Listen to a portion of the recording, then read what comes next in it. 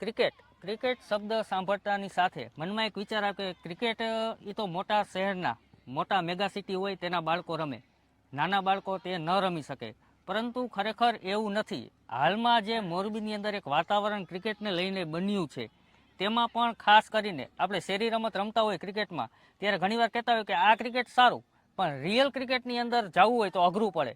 તો આ રીતે મોરબીમાં કોઈ નાના બાળકોને અથવા તો કોઈ મોટાને ક્રિકેટ રમવા માટે અઘરું ન પડે તેના માટે મોરબીમાં રિયલ એકેડમી એક અનેરું કાર્ય કરી રહી છે. આપણી સાથે રિયલ એકેડમીના ઓનર વિશાલભાઈ ભીમાણી જોડાયેલા છે. તો આ રિયલ એકેડમી એસપી રોડ ઉપર મોરબી ખાતે આવેલી છે અને અનેક બાળકો અહીં ક્રિકેટનું પ્રશિક્ષણ લઈ રહ્યા છે. તો આ રિયલ એકેડમીની અનેક વિશેષતાઓ છે. મોરબીમાં ઘણી બધી એકેડમીઓ ચાલુ છે. આ બધી એકેડમીઓ કરતાં રિયલ એકેડમી એક અનેરી રીતે ઉપસી આવેલી છે. તો તેના કારણો શું છે? રિયલ એકેડમીમાં કઈ રીતનું વાતાવરણ પૂરું પાડવામાં આવે છે? રિયલ એકેડમીમાં વિશાલભાઈ અને તેમના કોચ દ્વારા બાળકોને કઈ રીતની ટ્રીટ કરવામાં આવે છે, તેની વિસ્તૃત વાતચીત આપણે વિશાલભાઈ સાથે જ કરીશું. આજે બધાનું કાંઈક ને કાંઈક લક્ષ્ય હોય છે કે મોટા થઈને મારે આ બનવું છે, બરોબર? તો ઘણા બધા વિદ્યાર્થીઓને આપણે પૂછીએ તો ક્રિકેટર બનવું ઓછા વિદ્યાર્થીઓ કહેતા હોય છે. પરંતુ આજના સમયની અંદર ઘણા બધા વિદ્યાર્થીઓ ક્રિકેટર બનવા માટે ઉત્સુક હોય છે. આજે આપણે જોઈએ કે ક્રિકેટની અંદર મેચ કે વર્લ્ડ કપ ચાલતો હોય તો બજારમાં નીકળી એટલે કરફ્યુ જેવું વાતાવરણ હોય. તો આનું કારણ શું? તો આજના જે વિદ્યાર્થીઓ છે કે બાળકો છે તેમને પણ ક્રિકેટ પ્રત્યે રસ વધ્યો છે. તો આ ક્રિકેટનો રસ વધ્યો, પરંતુ તેને શીખવશે કોણ? આવા શીખવનારા કોચ કોણ? તો મોરબીની અંદર રિયલ એકેડમીની અંદર આપણી સાથે વિશાલભાઈ જોડાયેલા છે. તો આવા કોચ પણ મોરબીની અંદર ઉપલબ્ધ છે, જે રિયલ રીતે ક્રિકેટ કઈ રીતે રમી શકાય અને ક્રિકેટની અંદર પોતાની લાઈફ આગળ કઈ રીતે બનાવી શકાય તેના માટેનું કાર્ય કરે છે. તો વિશાલભાઈ, તમે આ જે રિયલ એકેડમી શરૂઆત કરી છે અને ક્રિકેટની સાથે ઘણા વર્ષોથી તમે જોડાયેલા છો, તો આ ક્રિકેટની સાથે જોડાવાનો વિચાર તમને કઈ રીતે આવ્યો? આમ તો પહેલાં પોઝિટિવ મોરબીને મારી સાઈડથી, અમારી ક્રિકેટ સાઈડથી ખૂબ ખૂબ ધન્યવાદ. આમ તો ગણો ને તો ક્રિકેટમાં મારા હમણાં 10 વર્ષ પૂરા થશે મોરબીમાં. હું જ્યારે નાનો હતો, સ્કૂલમાં ભણતો, ત્યારે ઘણા બધા શિક્ષકો અમને પૂછતા કે ભાઈ શું તમારે મોટું થઈને બનવું? ત્યારે બીજાના શિક્ષક, ડૉક્ટર, એન્જિનિયર આવા બધાના જવાબ મળતા, પણ મારી સાઈડથી ઓલવેઝ એક જ આન્સર મળતો કે ભાઈ ક્રિકેટર.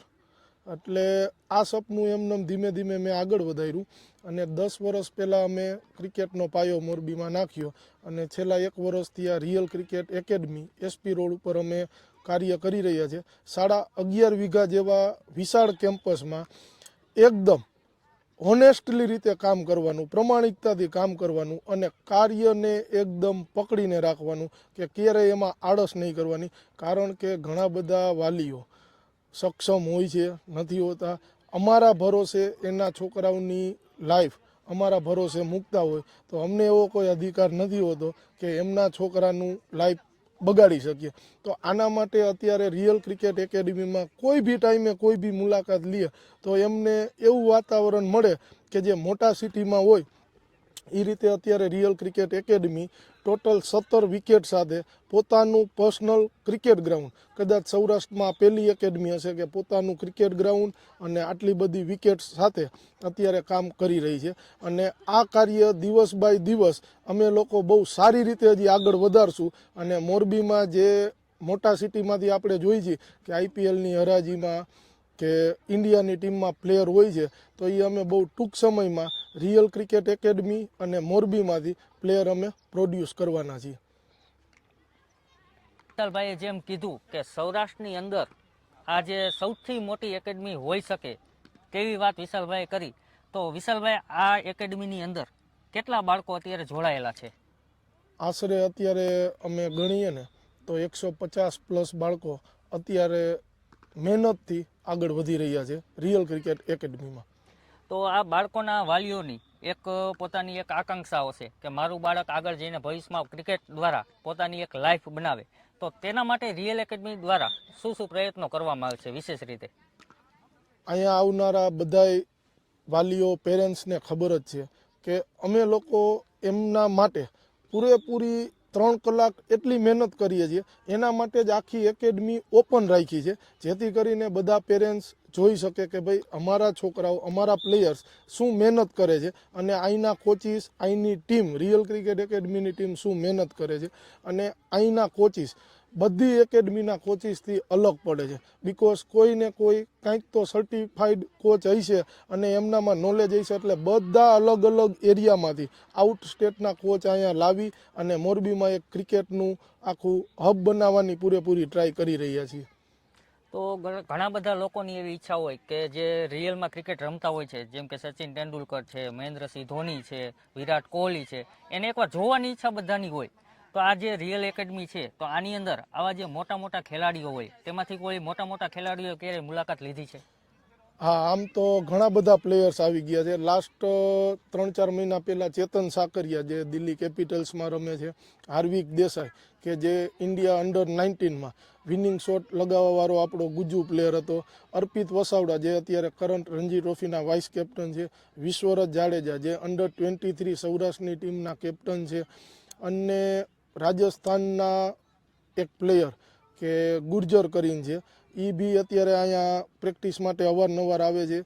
અને હમણાં નેક્સ્ટ ટાઈમમાં, નેક્સ્ટ 2 થી 3 મહિનામાં દીપક ચહર અહીંયા રિયલ ક્રિકેટ એકેડમીની, કે જે IPLમાં 14 કરોડમાં લાસ્ટ ટાઈમ વેચાયા હતા, એ બી 2-3 મહિનામાં, એટલો બધો તો ટાઈમ નહીં થાય, IPL પહેલાં રિયલ ક્રિકેટ એકેડમીમાં 2-3 દિવસ પ્રેક્ટિસ માટે મોરબીવાસીઓને જોવા મળશે.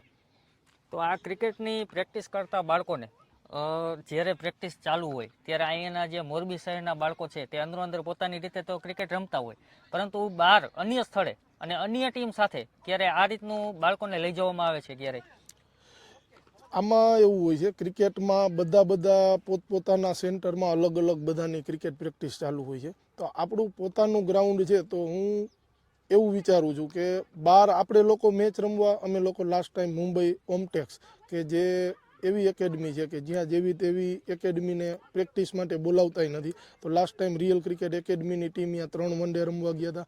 એના પછી ઓમટેક્સની ટીમ અહીંયા 7 વન ડે રમવા, 7-8 દિવસ મુંબઈની ટીમ અહીંયા મહેમાન થઈ હતી. એની પહેલાં દુબઈની ટીમ અહીંયા 3 વન ડે રમી ગઈ. અને અવારનવાર આપણી સૌરાષ્ટ્રની, કચ્છની ટીમ છે, પાલનપુરની જે ટીમ છે, રાજકોટની ટીમ છે, અમદાવાદની ટીમ છે, આ બધી અવારનવાર આપણા આંગણે આવીને આપણા છોકરા જોડે, આપણા પ્લેયર્સ જોડે, મોરબીના પ્લેયર્સ જોડે પ્રેક્ટિસ કરી અને આપણા પ્લેયર્સ ધીમે ધીમે ડેવલપ થઈ રહ્યા છે, જે એક બહુ સારી નિશાની કહેવાય ક્રિકેટ માટેની.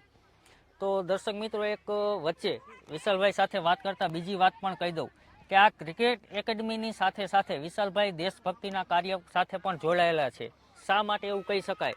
તો રિયલ એકેડમીની અંદર જે બાળકો આવે છે, તેમાંથી જો કોઈ બાળકના માતા પિતા ઇન્ડિયન આર્મીમાં હોય અને હાલ નોકરીની ફરજ ઉપર હોય, તો તે બાળકની એક પણ પ્રકારનું રૂપિયા કે શુલ્ક લેવામાં આવતું નથી. તેને ફ્રી ઓફ અહીં કોચિંગ કરવામાં આવે છે. તો વિશાલભાઈ, અહીં કોચની સંખ્યા આશરે કેટલી હશે અલગ અલગ? અત્યારે મારા સહિત ટોટલ અમે 7 કોચિસ વર્કઆઉટ કરીએ છીએ. અને જેમ અમારા ભાઈએ વાત કરી, વિષ્ણુભાઈ, કે ભાઈ આવી રીતે આર્મીવાળા હોય તો આપણા નરેન્દ્રભાઈ મોદી, એમનું એક સપનું છે કે ભાઈ આર્મીના લોકોને બધાય સપોર્ટ કરો. તો અમે બી એક ક્રિકેટમાં છીએ. અને હમણાં જ અમારે 3-4 દિવસ પહેલાં એક એડમિશન થયું કે જે આર્મીમાં, ઇન્ડિયન આર્મીમાં અત્યારે પોતે વર્કઆઉટ કરે છે. અને એમની છોકરી 4 વર્ષની છે અને પોતે કલકત્તા છે. તો આર્મીવાળા લોકોને તો હું તો કહું છું કે તમ તારે આવો, તમારા માટે એક પણ રૂપિયા ચાર્જ નથી. આરામથી તમારા છોકરાઓને અહીંયા મોકલો અને ક્રિકેટમાં એક આગળ વધવાનો એક લાવો લ્યો. ઘણી એકેડમીમાં એક વસ્તુ જોઈ હશે કે બાળકોને વાલીઓ મેકવા આવતા હોય તો દરવાજાની બહાર વાલી તેને મેકીને પોતે પરત વહી જતા હોય છે. પણ અહીંયા એક વિશેષતા જોઈ શકાય છે કે વાલીઓ અહીં બાળકને મેકવા આવે તો પોતાનું બાળક કઈ રીતે શીખે છે, પોતાના બાળકને કોચ કઈ રીતે મહેનત કરાવે છે, તે જોવાની પણ છૂટ છે. બાળકને 2 કે 3 કલાક અહીં કોચિંગ ચાલતું હોય તો 2-3 કલાક વાલીને બેસીને જોવું હોય તો પણ આ રિયલ એકેડમીની અંદર છૂટ આપવામાં આવે છે. આ રિયલ એકેડમીના બાળકો ઘણીવાર સ્ટેટ લેવલે અથવા ડિસ્ટ્રિક્ટ લેવલે રમવા માટે જતા હોય છે. તો વિશાલભાઈ, અહીંના જે બાળકો છે, જે અહીં પ્રેક્ટિસ કરીને આગળ ડિસ્ટ્રિક્ટ લેવલે અથવા સ્ટેટ લેવલે કઈ કઈ જગ્યાએ ગયા છે અને ત્યાં તેનું પરફોર્મન્સ કઈ રીતનું રહ્યું છે? હાલમાં જ હજી 2 દિવસ પહેલાં જ આપણું under 14 inter district Saurashtra cricket association દ્વારા જે ટુર્નામેન્ટ રમાઈ છે, એમાં આપણી મોરબીની ટીમ રાજકોટ ખંડેરી ગ્રાઉન્ડ ખાતે 2 મેચ અને એક રેલવે ખાતે મેચ હતો. એમાં રિયલ ક્રિકેટ એકેડમીના 4 પ્લેયર સિલેક્ટ હતા. એમાંથી એક ખુશીની વાત એ છે કે અત્યાર સુધીના કદાચ ઇતિહાસમાં એવું ફર્સ્ટ ટાઈમ બનેલું છે કે કોઈ એક સિંગલ એકેડમીમાંથી 3 છોકરાએ સેન્ચુરી મારી હોય, અલગ અલગ 3 છોકરાએ 100 રન કર્યા હોય, એવું મને જ્યાં સુધી ધ્યાનમાં આવે છે તેવું ફર્સ્ટ ટાઈમ બનેલું છે. અને આના માટે કહીએ તો પેરેન્ટ્સ, છોકરાઓ અને અહીંના કોચિસની મહેનતને પૂરેપૂરો શ્રેય જાય છે. તો વિશાલભાઈ, અહીં જે રિયલ એકેડમીની વિશેષતા આપણને દર્શાવી, તેની સાથે એક વાલીઓને પણ આહવાન છે કે પોતાના બાળકને આ એકેડમીની અંદર બેસાડવું ન બેસાડવું તે એક બીજા નંબરની વાત છે, પરંતુ એકવાર આ એકેડમીની મુલાકાત લેવી. કારણ કે અહીં તમે આવશો તો એક વાતાવરણ અહીં જોશો કે ક્રિકેટનું વાતાવરણ કઈ રીતનું હોઈ શકે, અને વિદ્યાર્થીઓ જે બાળકો છે તે બાળકોને કોચ કઈ રીતે પ્રેક્ટિસ કરાવે છે.